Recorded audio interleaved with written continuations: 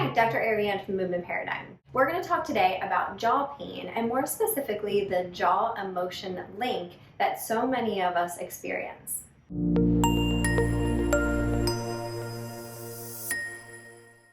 So poor vagal tone is linked to things like clenching and grinding.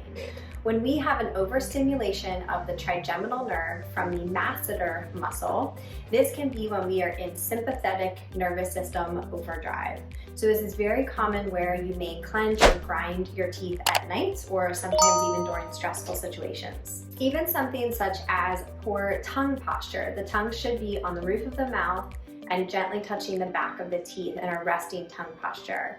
If we have dysfunctional breathing or breathing from the neck and shoulders, that creates a stress response, and so that can further drive dysfunction in the trigeminal nerve.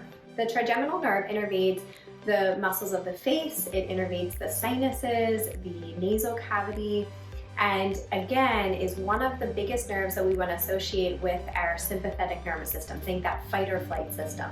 It's deeply connected to the vagus nerve, which is super important. Our vagus nerve, we always want to think about, is 80% of our parasympathetic nervous system. So these two nerves are bringing information to the brain. These two nerves also generate neurotransmitters such as serotonin and noradrenaline, which are linked to neuropsychiatric disorders. Things such as depression and anxiety are commonly associated with this. So ultimately, when we have a dysfunction or miscommunication in these nerves, whether the sympathetic nervous system is increased or the parasympathetic nervous system is decreased or both, then this can contribute to jaw pain. And most often you'll see this at night, again, as I mentioned, with clenching and grinding specifically, because our reticular activating system is part of our brainstem.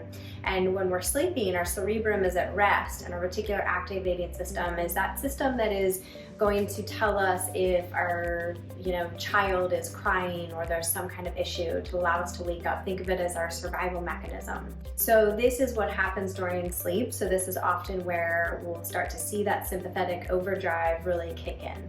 So the take-home message is that there is truly a jaw emotion link. And so what you want to do if you're suffering from TMJ is, of course, have your airway evaluated. That's really important to make sure that there are no structural abnormalities that are contributing to it.